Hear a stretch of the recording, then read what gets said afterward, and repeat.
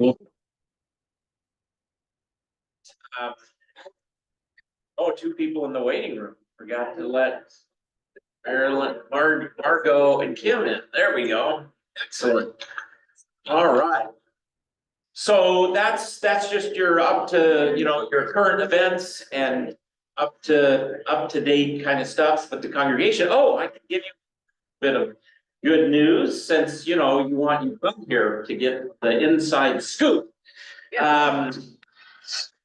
With our little appeal that we did at the end of the year, that email that went out, it looks like we're gonna just about finish even. So people did step up, so thank you if you were able to do that and did do some of that. It was looking like we were anywhere between 10 to 20, it's hard to, because you don't have all the bills and you don't have all this stuff. But we are definitely looking about coming in negative again this year, and it looks like we may have just creeped into the black a little bit or somewhere around even. So we'll know more by tomorrow, and then we'll get that in the Beacon the next Sunday. But anyway, so thank you for that, and that was something to celebrate for sure. All right, so we are ready for Exodus.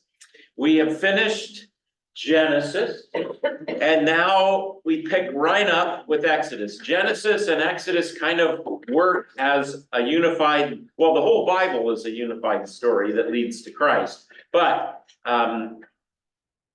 it reads almost like a novel, so now we pick up. And so it made sense for us to do this, and it's been many years since we looked at Exodus. So I'm excited to do that with you. I put up I've got a few quotes for you as introductory comments about the book of Exodus. And then we'll just get right into reading and jump in. Sound good? All right, let's pray. Gracious and loving God, thank you for this opportunity to be in your word together. May this time be fruitful and helpful for us. We are broken people. We all are in need of liberation from sin and brokenness. And so we pray as we embark on this story of your redemption of your people and the continuing of the promise, that we can take comfort to know we are part of the story. And the redemption you brought is our redemption as well. So give us your spirit as we have good conversation in your word today. In Jesus' name, amen. Okay, let me get to our text here. Well, actually, I'll get to our PowerPoint here. Put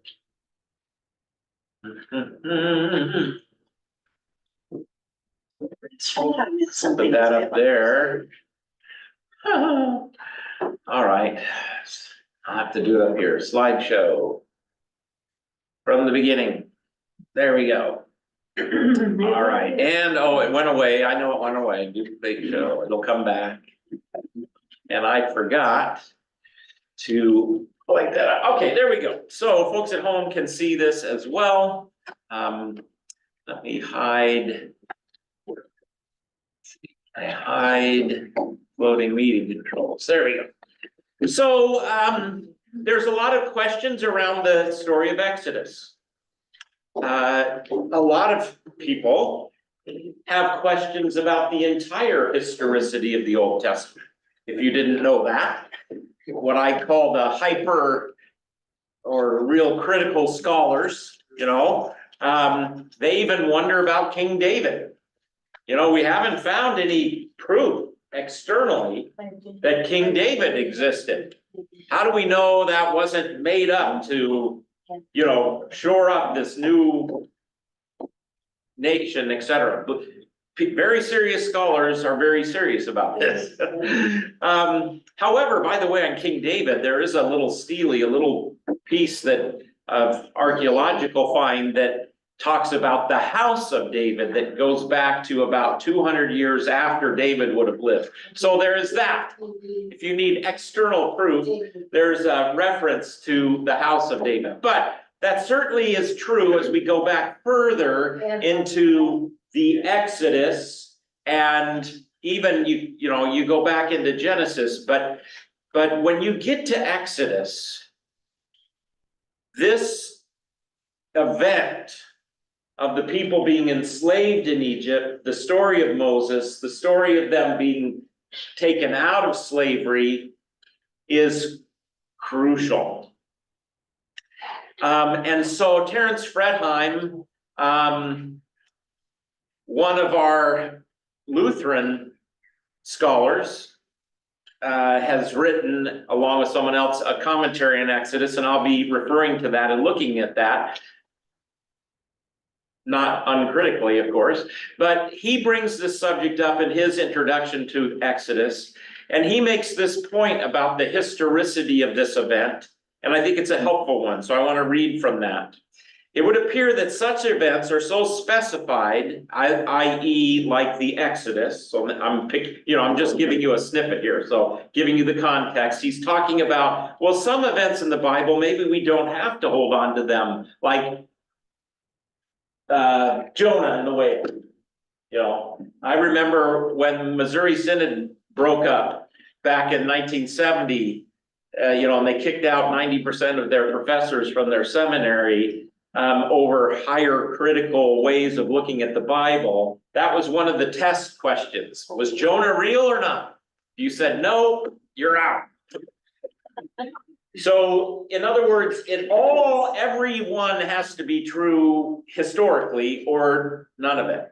Now, other people, and I guess I would put myself in this latter camp, feel like I'm not saying Jonah wasn't real, that story, that he actually wasn't swallowed by a whale. God can do it, whatever. But I don't hold on to that quite as tightly as I do this Exodus story. There are some, because they're so powerful and they're referred to over and over and over throughout all the Bible, the New Testament, the Old Testament. And so, a lot of people would say, well, how do you take one as historical and not others? Well, there's reasons, there's rationale for doing that. And I would just say, I'm going to bank on the historicity of this event. I'm going to hold some of the other events a little less tightly. Yeah, Ross? But without the Passover, there's no Last Supper. Right, without the Passover, there's no Last Supper, and we go on and on, the whole card falls. So remember what the Apostle Paul says in 1 Corinthians 15. If Christ was not really raised from the dead, not spiritually, not as a hallucination in the people's minds, but physically raised from the dead, he says, we are of all people most to be pitied. And we are still in our sins, and we have no hope. So, would Paul say that about the Exodus? I think he would. And the rest of the Old Testament, this is where really the people of Israel become the people of Israel. They were the people of Israel, but this is really where they come together. In this story, and this liberation of, I know Lisa opened that, Karen, I don't know why, but anyway, that's fine. That this liberation of the people from slavery is just absolutely key. So let's go on with what Dr. Fredheim says here. Because they are considered constitutive of the community and hence important to faith, while other events are not given such significance. As a constitutive event, the Exodus is recognized as an event of such import that the community would not be what it is without it having occurred. I think that's well said. Here, let's keep going. The event so captured the imagination of Israel that it not only served to illuminate Israel's most basic identity, but also functioned as a prism, a way of interpreting all of Israel's subsequent history. So hundreds of years later, they looked at this event. You'll see this in the Psalms and Deuteronomy. God says, who am I? I'm the one that brought you out of slavery in Egypt. If today our comparison would be, who is God? The one who raised Jesus from the dead. The one who was in Christ Jesus, reconciling the world to himself. So this is helpful and important. A question often raised in this regard is, how important for faith is the happenedness of the reported events. To paraphrase the Apostle Paul, if the Exodus did not occur, was Israel's faith in vain? A few interpreters would make no distinctions among biblical events. The happenedness of every event is crucial for faith, but most would say that certain biblical texts give us an inner biblical warrant to make distinctions among events. So he just said kind of what I said to you. Now, if you're a person that says, you know, I just trust what the Bible says, and Jonah was swallowed by a whale, and that's fine, and there was Adam and Eve, and they're literal, you know, thanks be to God, great. I'm with you, okay? If God can raise Jesus from the dead, he can do pretty much anything. So, but some people get hung up on some of this, like, was this historical, was this not? Well, Dr. Fredheim's point is that it's such a big deal, this event of the Exodus, that you gotta hold on to this. This happened. And so therefore, then we start asking questions about archaeology, and we go to Egypt, and we go to looking at their historical records, and people really dive into this. And if you want to have some fun, YouTube that. There's a guy, he has a YouTube channel, Inspiring Philosophy is what it's called. It's interesting, but and he does a thing on the Exodus, and it's quite well done, about when did the Exodus occur, and when, you know, what was the date, and what evidence is there. And one of the things that people who really hold to the historicity, as I hope you will, and I do, is that when you look at the book of Exodus, and you're not going to notice this in English, but as you read it in Hebrew, you see all kinds of influence of Egyptian words. There's, oh, that's an Egyptian word that was borrowed and brought in. Well, how would they do that if they weren't in Egypt? And then it disappears. That kind of influence disappears later. So it's clear that the narrative of Exodus and the Pentateuch was influenced by Egypt. Why? Well, they were there. And so there's lots of internal reasons to say, well, you know, this was there. Now, is there external stuff? There is, let's see here. Let me go back to, I gotta unshare. Let's see, we'll come back to that in just a minute. I have to do a new share, and I wanna go back to this. All right, and then I wanna go over here to, that's the atlas, let's see, where is it? Right there it is. Yahoo! All right, this is called the Merneptah stele. This is a stone that has been found. It's an engraved stone. It describes the victories of the Egyptian pharaoh Merneptah over Libyan invaders. Various outlying groups of raiders band together to attack Egypt near the end of the 13th century. But Merneptah defeated them. All right, well, is there, what is up with that? Here's the text of that. The foreign chieftains lie prostrate, lying peace. Not one lifts his head among the 9 bows. Libya is captured while Hatti is pacified. Canaan is plundered. Ashkelon is carried off, and Gezer is captured.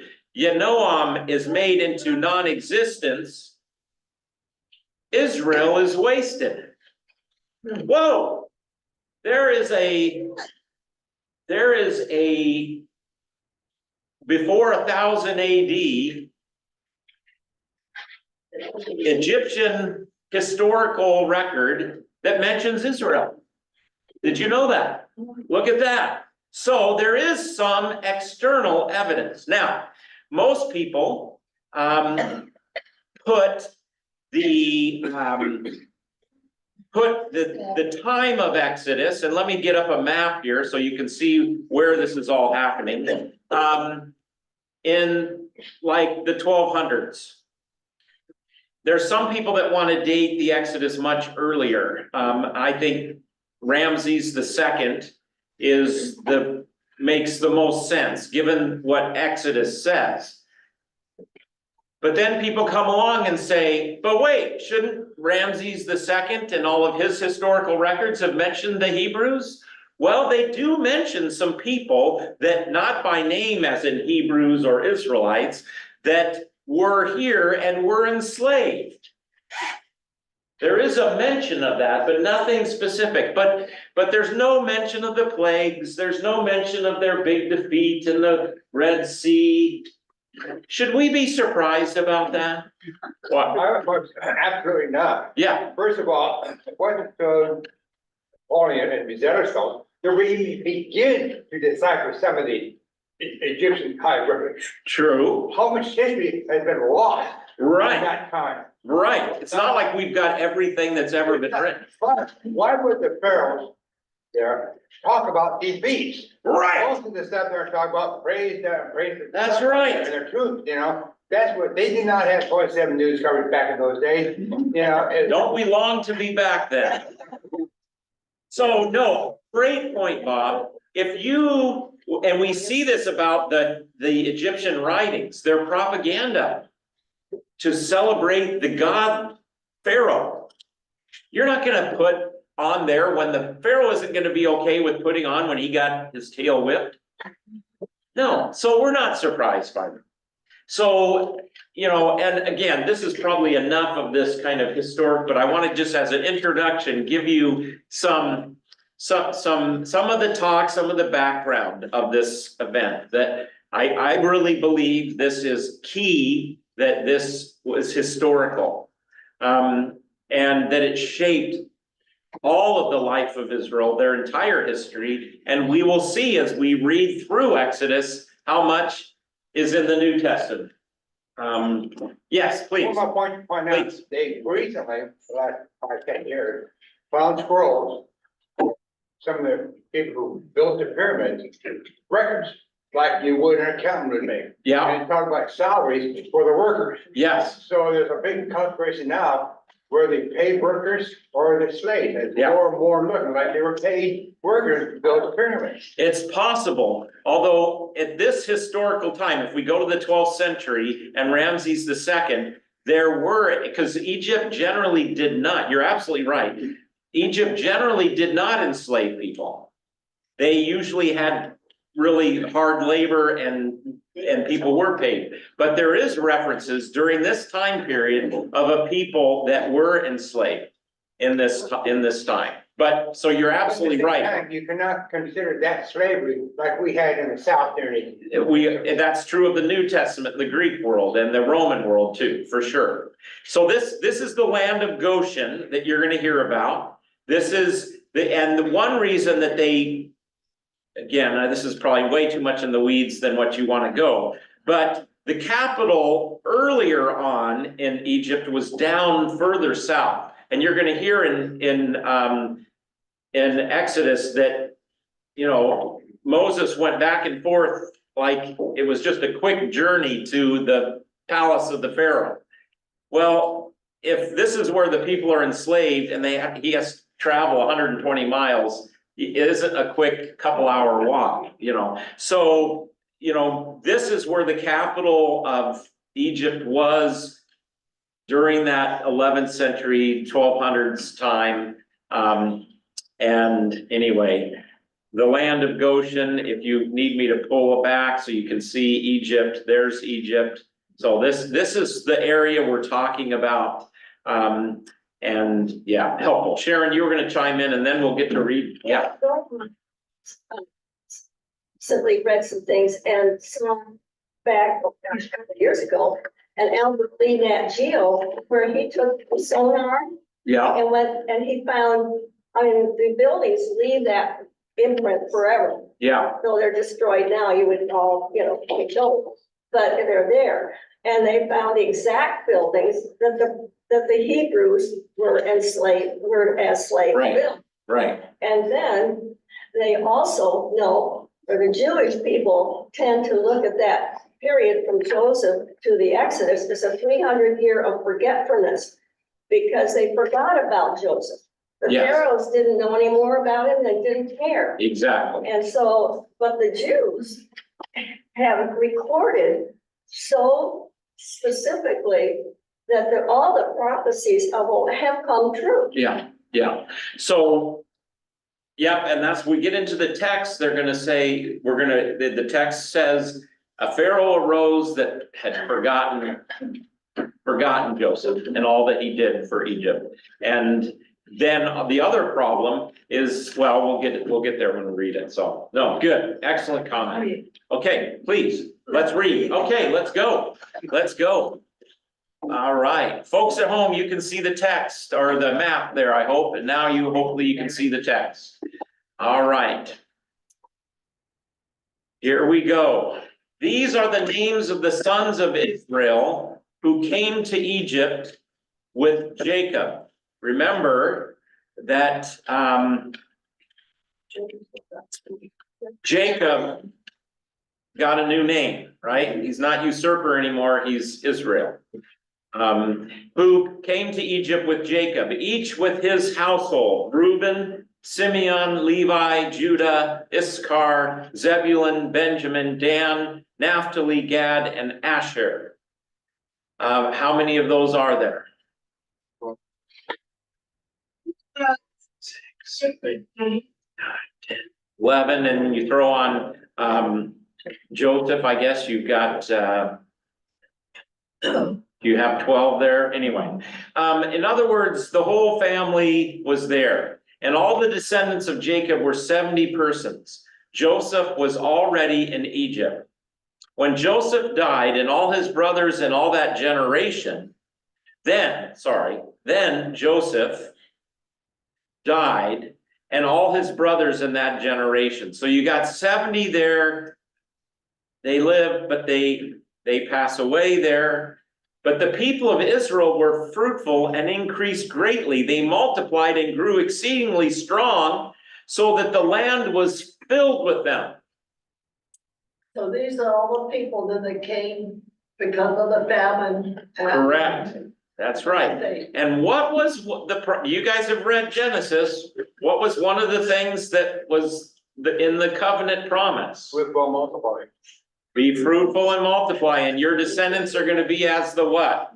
Sand on the shore, the stars of heaven, all of that. So, wow, look at that. It's happening. They have the land. And, well, the land, they're still holding on. They haven't got their land yet, have they? You know, that's gonna come later, but a lot of times people ask, well, how long was it? Well, let's keep reading. Now there arose a new king over Egypt, who did not know Joseph. And he said to his people, behold, the people of Israel are too many and too mighty for us. Come, let us deal shrewdly with them, lest they multiply. And if war breaks out, they join our enemies and fight against us and escape from the land. This is roughly, like I mentioned, this reference historically to a group of people who, you know, lived as slaves in the land. It is roughly the concern. I think about, well, I won't go into modern history because I don't want to get messed up here. But, you know, it's an understandable, we got a bunch of foreigners living with us. They're gonna take over. You know, so the Pharaoh is doing what kings do, and the Pharaoh is concerned about power and control. He shouldn't be, you're right, Ally, but that's the way pharaohs work and kings work. God is in control. Ross. Sounds like he's also concerned that the Israelites are gonna take all the plots later. But yeah, like they're gonna fight against us and escape from the land, you know, and they end up ironically doing that, don't they? So the Pharaoh had maybe in one sense, a realistic concern here. From a human worldly standpoint, power standpoint. And so he set taskmasters over them to afflict them with heavy burdens. They built for Pharaoh store cities, Pithom and Ramses. But the more they were oppressed, the more they multiplied, and the more they spread abroad. And the Egyptians were in dread of the people of Israel. Now, we're gonna hear that the time that they were in slavery is how long? Anybody remember? 400 years. A lot of people say, well, where was God and all of that? Why did he wait so long? Well, he was multiplying the people. So we don't want to miss that. I mean, even though they were being oppressed, they were growing. So it wasn't as if God was completely absent. I mean, we can say, why did he take so long to liberate his people from slavery? We all have issues with God's sense of timing, but I know I do, but and I know I'm sure God chuckles, you know, if you only knew, Bill, you know, trust me, you know, but but nonetheless, we've got this time, the people keep multiplying and growing, and we got this conflict now arising with Pharaoh and their concern. It's a power issue. So they ruthlessly made the people do their work as slaves and made their lives, and this is definitely the word for slaves, servant, toil, work, serve, Forced labor is. forced labor, work as, is that what yours says? For, as forced labor, yeah. Yeah. Now, I suppose that they might have gotten a small salary, or, I mean, they had subsistence, they had to eat. And they multiply, you can't multiply unless you have. You gotta have enough resources to survive and live. So they ruthlessly made the people work as slaves or push them into forced labor, made their lives bitter with hard service. This word here is desperate, bitter, bewilderment. So miserable with hard service in mortar and brick and in all kinds of work in the field. In all their work, they ruthlessly made them work as slaves. Pastor Bill? Yes, please. Yeah. It says.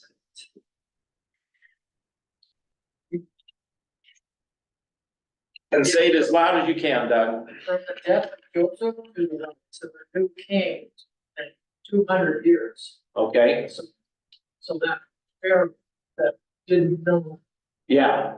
Joseph, that's 200 years later. So it's easy to, it could be forgotten, yeah.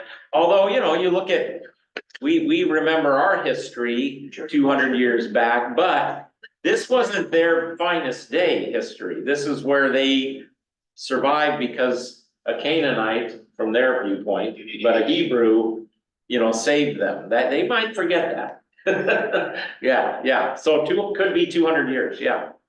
Yeah, okay, excellent. Thank you, Doug. Yeah.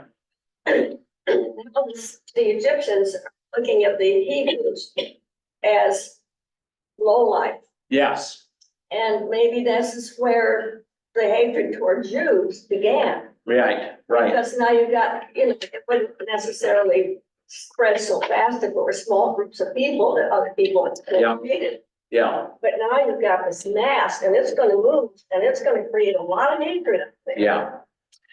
I suppose you could go back to this event and see that there's opposition to God's people from the beginning. I think the animosity comes in the God's election. You know, so God chose this people and not us, you know. You know, it's just, but then you got that within God's people with the Joseph story, right? God chose Joseph and not us, you know, so it's part of human nature, I think. Yeah. That we, you know, we're gonna be jealous, we got our own turf, we got our own tribe, and we're gonna, you know, buckle in and defend our self-interest Prejudice. and prejudice, yeah, absolutely. Yeah, which is, we see that all over humanity. I mean, we see our own struggles in this land with prejudice. We see, when I was in Ethiopia, they have like, I think they have a dozen different tribes that are now in the country of Ethiopia. And I wouldn't know the difference between that, but they do. They know who's Oromo and who's Amharic and who's this and who's that. So it's kind of part of the human nature.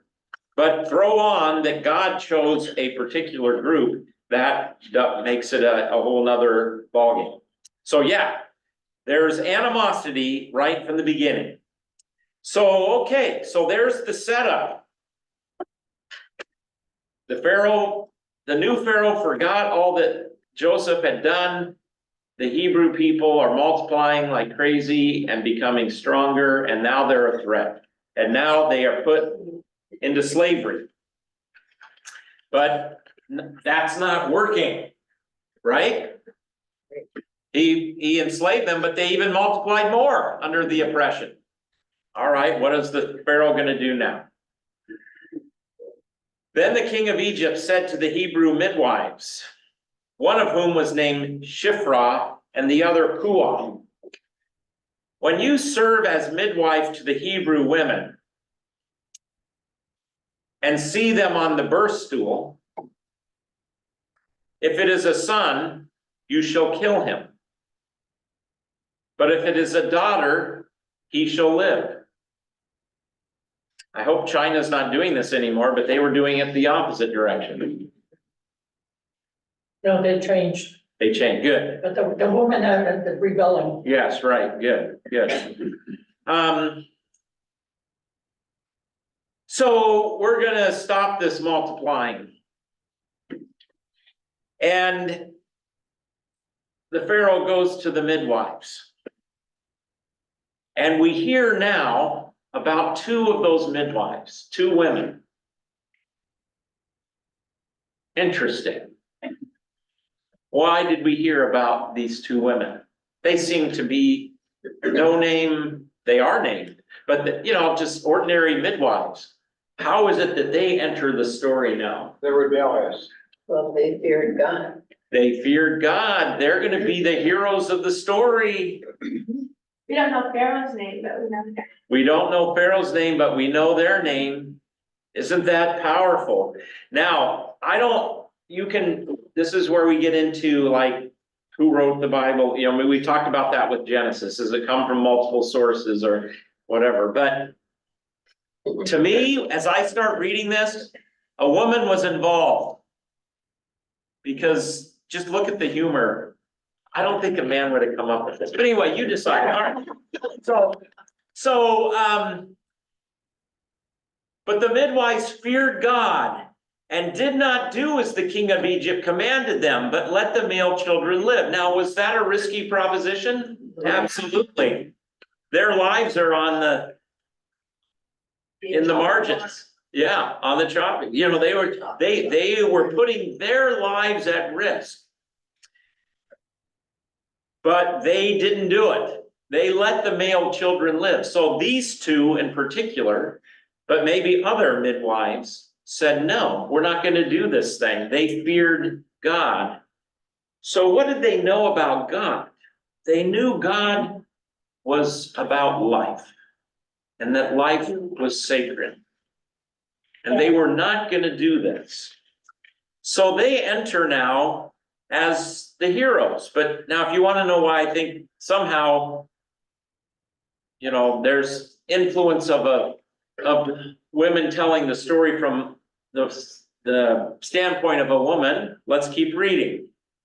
So the king of Egypt called the midwives and said to them, why have you done this and let the male children live? In other words, you're going to get it. What do they say? Well, the midwives say to the Pharaoh, because the Hebrew women are not like the Egyptian women, for they are vigorous and give birth before the midwife comes to them. I mean, they're out there working in the fields. Out comes the baby and we missed it. So God dealt well with the midwives. And the people multiplied and grew very strong. Now, what we're going to see is some more irony and humor that I think, from a woman's perspective, that I could see the women of Israel telling this story and just laughing with joy. Please, yeah. Well, thinking about the family, Yeah, back then, the husbands were not out of the picture with this. right.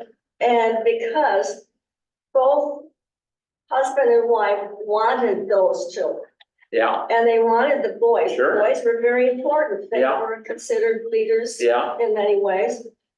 And so when they see their sons being destroyed, they would be supporting their wives. Absolutely. And also the pharaohs would know, had known by then, these people are not going with our gods. You wonder what happened to these midwives. We're not told. We're just told that they were heroes. Because they stood up for life. It says God gave them families. Oh, okay, yes, right. And the people multiplied very strong, and because the midwives feared God, he gave them families. Yeah. Then Pharaoh commanded all his people, every son that is born of the Hebrews you shall cast into the Nile, but you shall let every daughter live. So now Pharaoh says to everybody, he puts the charge out to everybody. Can you imagine that as I'm an Egyptian, I'm supposed to do this? Can you imagine? Well, we've seen these horrible examples in history that people do get swept into this kind of horrible stuff. Yes. So his plan was to have the Egyptian people intermarry with the Israeli women and absorb them that way, or? I guess that if there's no male children, so Ross was wondering, how's the Pharaoh accomplishing this? Good question. I don't know if then he was hoping that the women would intermarry with the Egyptian men, or whether they just wouldn't have men to have kids with. I don't know. Yeah. Paul, yeah. I was just gonna comment, this whole passage, this chapter is very compressed. Because if we think about when Moses came along, closer to the end of this 400 years, Yeah. it's probably a different king than the one in verse 8 that called for this. I don't think that king would have, well, I don't know, I'm Yeah. just wondering. I don't know either. I get the sense as the story goes on, because, but yeah, how long were they putting the male children to death before we get to the birth of Moses is a good question. I never thought about that. Yeah. Counting off the bill. Please, Audrey, yeah. Then the midwives, then I'm assuming that now they're Egyptians. At first I thought maybe they were Israelites. I'm assuming they're Egyptian. You know, I think so. Yeah, I'm assuming the midwives are Egyptian. But, you know. The Hebrew midwives, okay. Did he Yours says did mine say that? The midwives. It does. Okay. So it's interesting that he would command the Hebrew midwives, but that even makes them more heroic in one sense. Well, they tell Pharaoh, these women are stronger than the Egyptian women, Right. basically, so they're. Yeah. Yeah. That's why then I was thinking, well, maybe then they were Egyptian. They said mine is Hebrew. I think mine did not mention that, but no, here it is, the Hebrew women, but the midwives, does it say the midwives? Verse 15, thank you. Then the king of Egypt said to the Hebrew midwives, yeah, so they're Hebrews. I missed over that completely. I was kind of going where Audrey was. It made more sense to me that he would tell the Egyptian, but yeah, of course, they wouldn't have Egyptian midwives, they'd have Hebrew midwives. So the fact that the Hebrew midwives stood up to the Pharaoh, stood up to that amount of, that's crazy. It was against their, should they? Well, correct, but other than that, he's gonna come and kill you, and because you didn't do what he said. That's kind of interesting. I've got Ian and I've got Kim, Audrey, whichever. So you all the midwives on the ship. Yes, They got this underground railroad communication. yeah. And yes, Kim,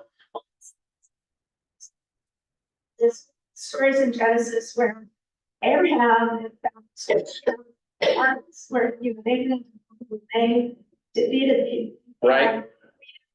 during, with Joshua and onward, there's gonna be lots of conquests. So I just don't understand why these people are so passive, especially when the word says that they were strong, I know that God had told Abraham that they would be subject to years, but I don't know why they just sit there and say it. Why didn't they revolt sooner? Wasn't God's plan, is what Ethel May responded to your good question, or, yeah? I was just saying that earlier when the Pharaoh was afraid that the Egyptians would join other countries, other tribes, and fight them and then leave. I would think the Pharaoh would be concerned that they would fight them and then stay in the country and take over the country, not leave. One or both and. There was clearly a threat. The Pharaoh is protecting his power and his people's power and his country's power. Other than that, the might of the Egyptian army and power was really powerful, and the people did not have weapons and did not have, that they were facing certain destruction, if they did rebel that way. But it is also, maybe that's good to hold on to, Kim, because is this story just about slaves being liberated from an oppressor? That's another question that arises with this book. Is that what this is about, or is there a bigger liberation involved that this is a part of? And so maybe that kind of surfaces with your wondering about that. Yeah, Kathy. Well, I'm Egyptian treatment was the German treatment the Jews. Yeah. It was like 7. This is maybe it's Right. able to do certain things, and it just as Egypt became threat. Yes. It may have been kind of process for we just to get to that point. Yeah. Slaves. Yes, so it wasn't like overnight, they said, now you're slaves. It was gradual, and before they knew it, they had no way to fight against. That's what the state. Yeah, and I think that makes sense to me as well. Bob and Lori. Take a bit of time after they leave Egypt. All of a sudden, they're a mighty army. How did they become a mighty army overnight? Training, weapons, and all that bit. You don't take a bunch of slaves and all say, okay, man, you're now a mighty army. Now, there's other philosophies saying that, yes, Egypt was concerned about the Jews there, but it's also protecting their borders. So they could have been part of the protection there, have certain military training to do that. Now he's starting to worry about, well, they're getting a little too strong. Maybe we don't want to do this anymore. Yeah, right. That's a possible part of it as well. The Yeah. military, back when you just don't get overnight a big. Yeah, it's true, because we hear about them, going forth and becoming, although they didn't do very well in the wilderness, but anyway. Interesting, okay, Egypt was, they had a professional army, they had chariots, yes, soldiers with spears and Right. probably archers and stuff, and they. Hebrews did not have that, They didn't have it. Yeah. or at least at this point, for I don't sure. know. Yeah. Okay, Gloria, you were jumping in and then, Well, Yeah. I think that Pharaoh was really afraid of losing these people. Who was gonna do all this work that the Egyptians or the Hebrews were doing if they left? right, I mean, it was gonna put him into a pickle. absolutely. Hey, unfortunate part of our history, our country really was benefited economically by the slave trade and the cheap labor and all of that. And so the Pharaoh's like, hey, this is gonna work out perfectly. I can get the pyramids and my cities built and whatever. Cause he has to keep the bottom line as well, so, yeah. Yes, and then Paul behind you, yeah. I just Sure. read recently that back to the midwives situation, this just didn't stop overnight, that they, Right. son, because the Pharaoh and the Egyptians had this belief in the Nile god, And the crocodiles were the servants of that god. Mhm. So they did child sacrifice and they went boys that they found, the sons, the babies, and used the Israelite babies to feed to the crocodiles. Yeah, I guess, So 80 years. yeah, yeah. And so it wasn't like, hey, that, the edict. Yeah. That puts the whole concept of putting him in the ark in a basket even more interesting. Paul and then Gloria. Rebel, if it was like, Jerusalem was during the Roman occupation, Yeah, and there were soldiers intermixing with them all the time. Yeah. They had taskmasters. yeah, I'm assuming that he just didn't have the taskmasters go to and then have his army set up. right, that they enforced this forced labor with Yeah. a lot of power. Yeah, okay, Gloria. Well, it's kind of interesting. He's killing the boys. I mean, wasn't it the mission? Doing, so the labor for him, you would want the boys to. You would want lots of boys born to Yeah. bring up his. I didn't think about that side of it. I guess he had enough men for.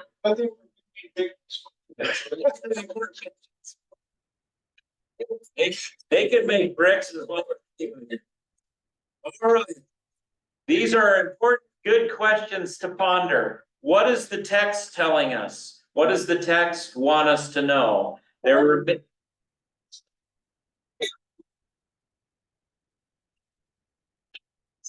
That's where we're going, right?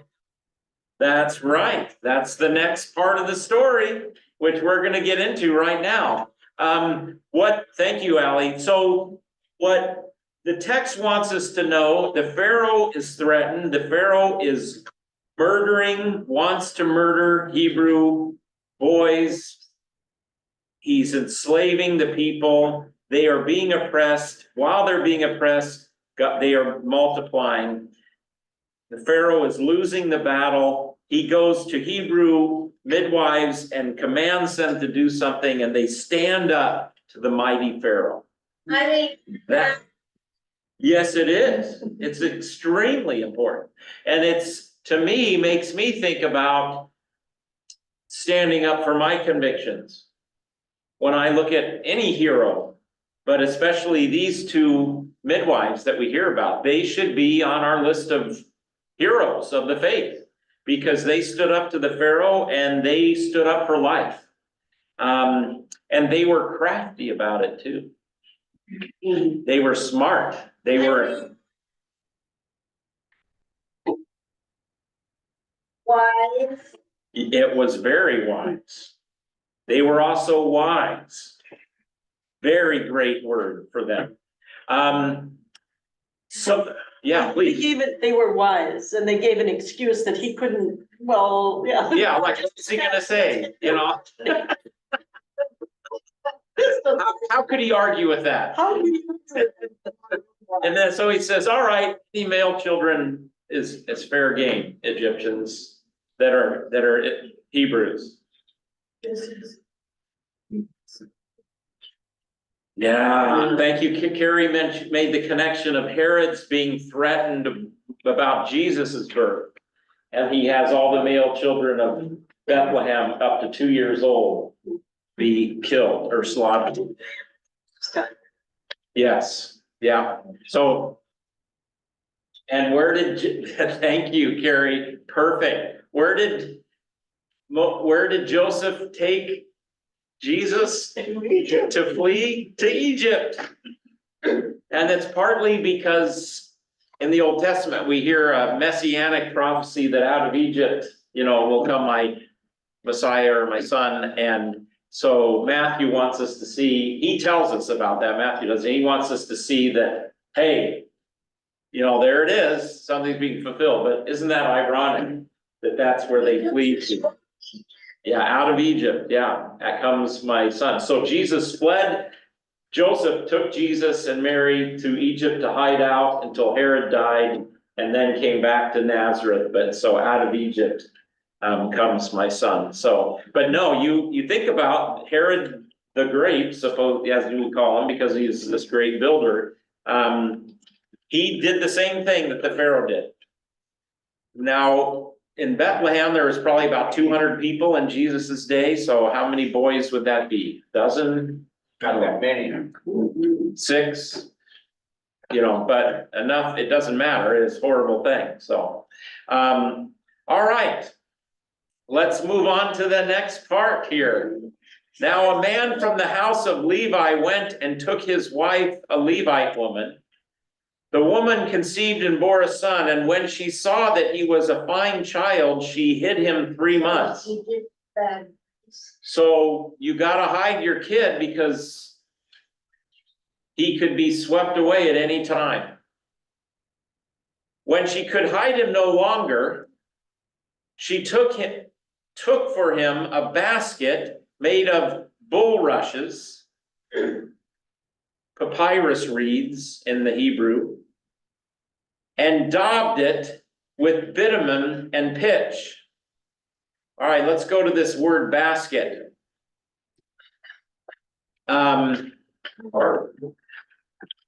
Exactly. In fact, I'm just gonna open it up so that we can look at it. Yes, so we're gonna seal it, so it's a little boat. But you should know, it's the word for ark in Hebrew. Now, it was a basket, I mean, so it's the correct translation, but don't miss that this is the same word that, you know, when Noah got everybody in, it was a much bigger ark.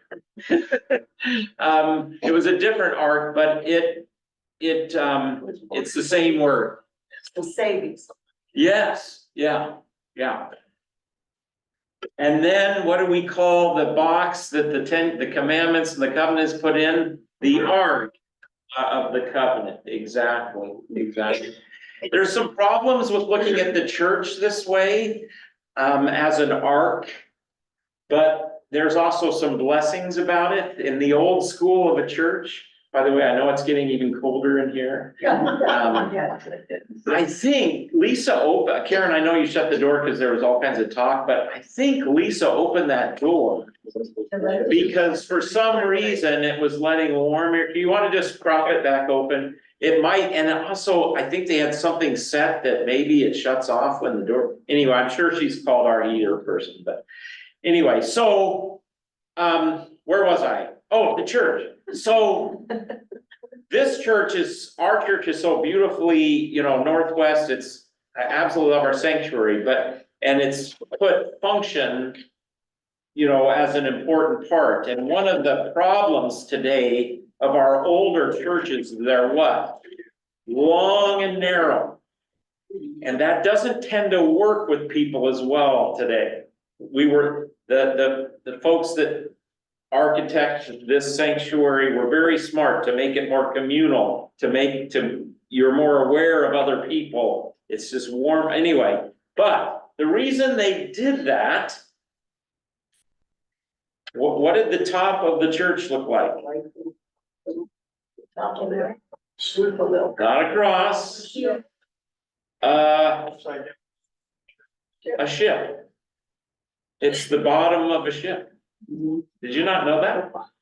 Yeah, a lot of our older churches, the top of it looks like the inside. If you flipped it upside down, it would be what? An ark. And that the church is the place that takes us safely into the promised land. And so this was the reasoning and the theology. No, that's no joke. Stand by that. It was. They would do that to make it seem like it was the bottom of the boat. I'm totally. At the same time, your construction techniques those days, they could build. Because they had it. There's no question it had a architectural strength by doing it that way. But I'm very confident that that was a part of their thinking, is because they thought about this church as an ark. Yeah. And then in the 60s, when they started just building them like this, it's pretty like, well, you're heretic, we can't do that. That's right. We can't just have we gotta have this steep thing. Yeah. So, Yeah, so Bob, I don't deny that it didn't have, structural,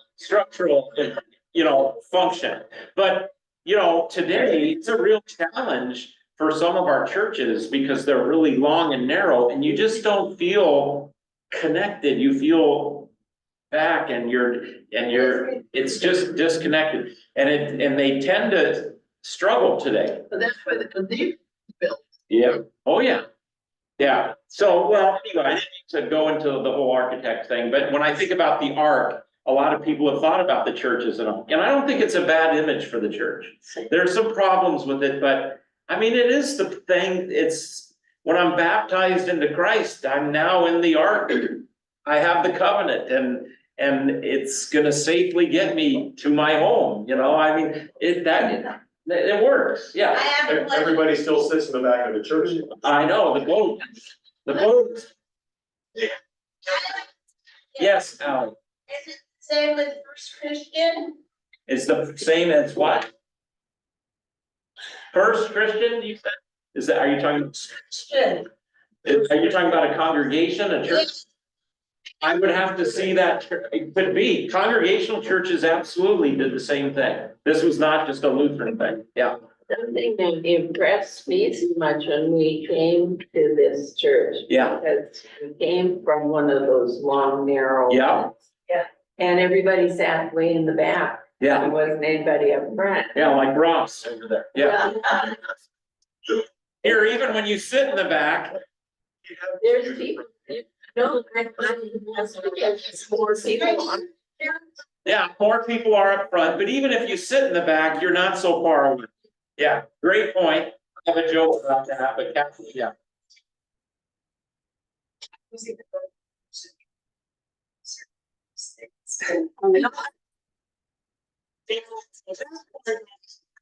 He wants to steer the boat. Wait a minute. Jerry, got it. I shouldn't say a lot, but a number of the old churches in Norway, I've seen, will have boats hanging from the ceiling. Yeah, yeah. And you can see how this image would be very powerful, but yeah, the sitting in the back of the church thing is a real. That's scripture. Is that scripture? Or Jesus said, what you call it from? Fantastic. Yes, yes. So, well, now I have to tell my joke, but you've looked at so many times, so some of you is like, oh, here it comes again. Yes, yeah. If I designed my congregation, it only had my church, it only had one pew. It'd be in the back, and then when it fills up, it would go burn.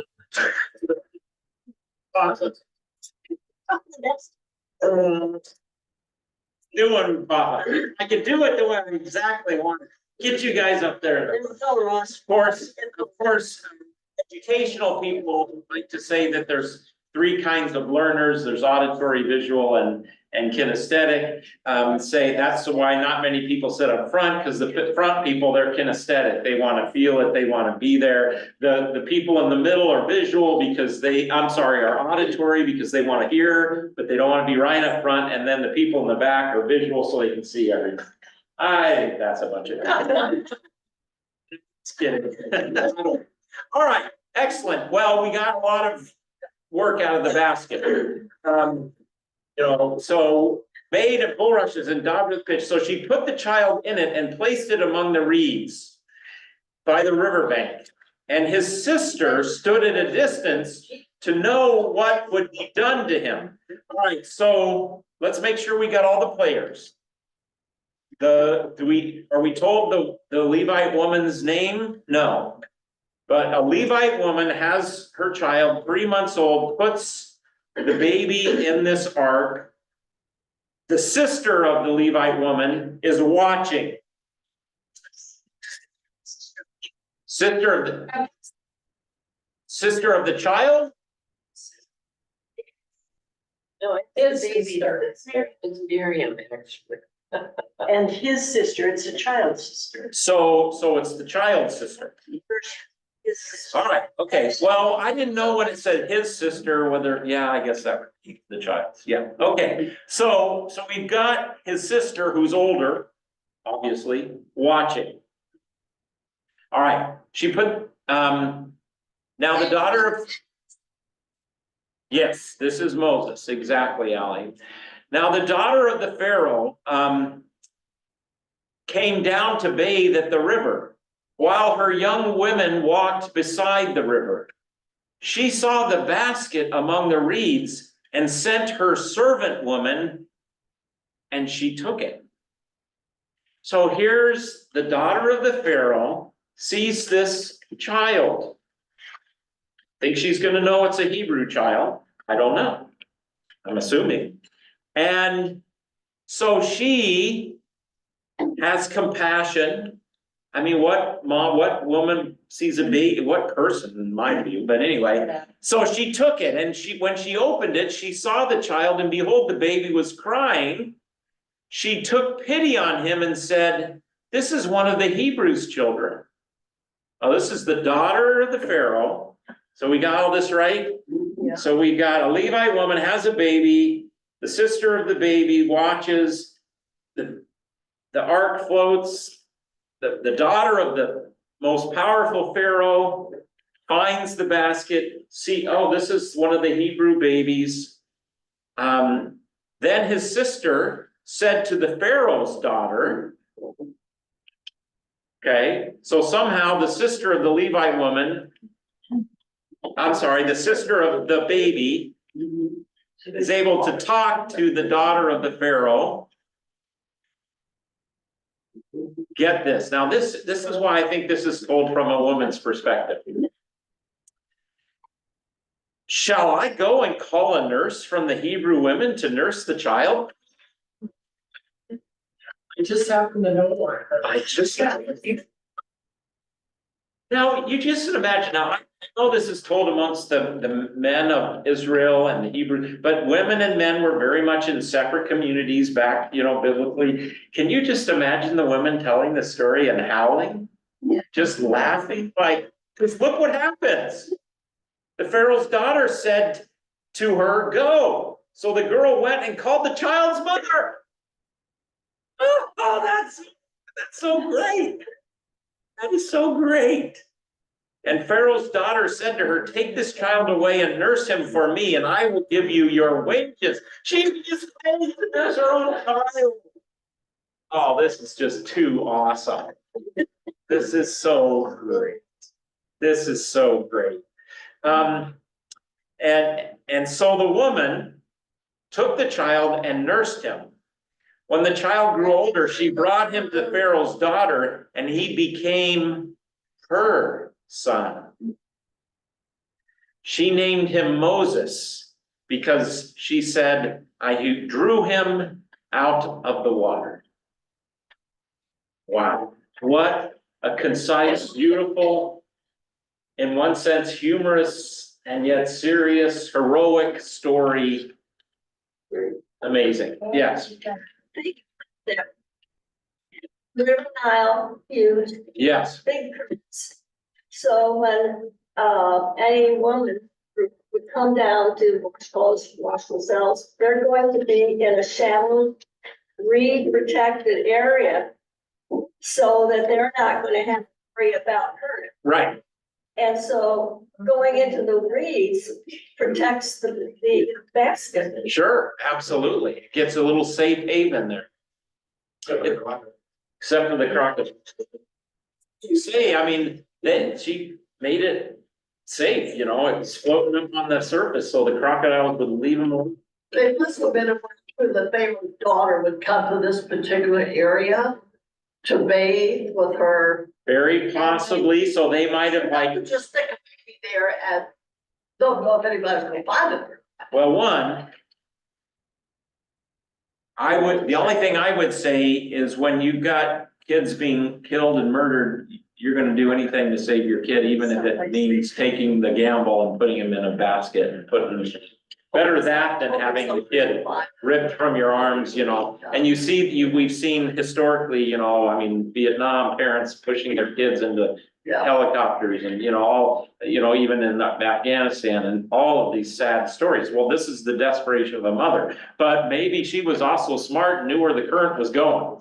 You know, absolutely. Sister was there. And then just so happens the sister is able to talk to the daughter of the pharaoh. The sister was there. Right. Now, is this the daughter or the wife of the pharaoh? Right, so the pharaoh's daughter has Moses as her son. Okay, got it. Sorry, I just have to, I've read this a million times, so I just want to make sure I don't get confused. Yes, exactly. Did I miss a hand out there? Yes, Kathy, and then over here. Yeah.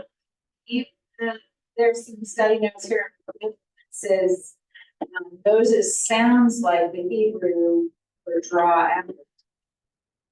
But in the Egyptian, it means Is born, okay. Yeah, so kind of interesting. Yes, and so even there you see some influence of the Egyptian, you know, out of the water is born, and you can see some relationship there. Very cool, helpful. Stephanie, or Would Pharaoh's daughter have gone to the same place every day to take a bath? Yeah. And that's, that was their ritual, everybody. so they were strategic, and they took a gamble that the Pharaoh's daughter wouldn't just, oh, it's a Hebrew child. But the Pharaoh's daughter, but again, do we hear anything about God in this story yet? It's God's doing. There you go, it's God's doing, Roberta. God is in the background.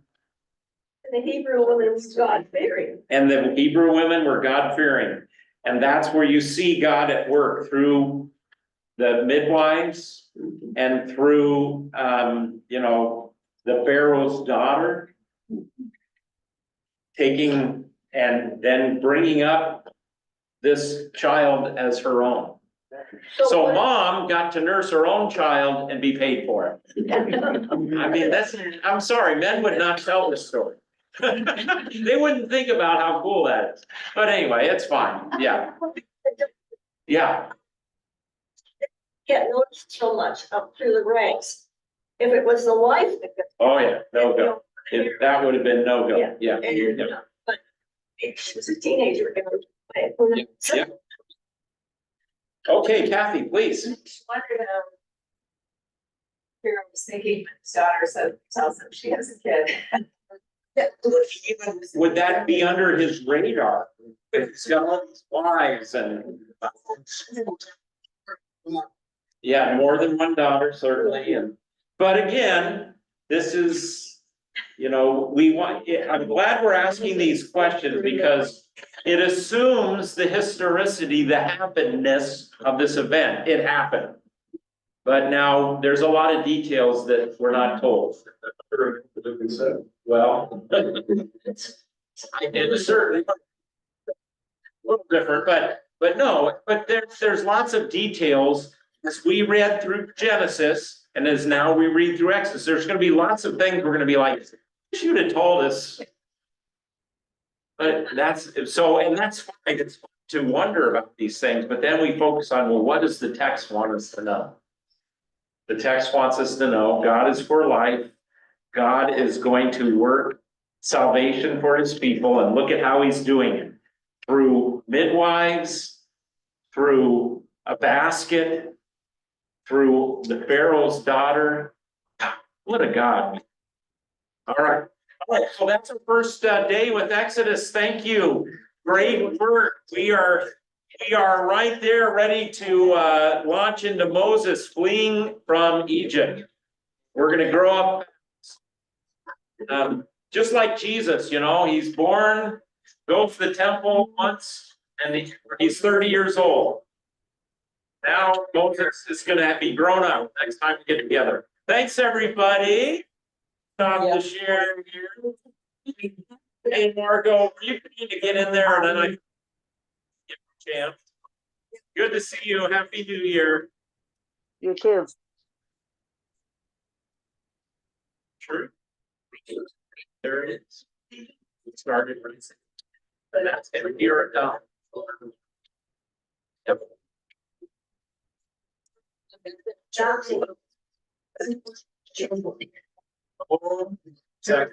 Second.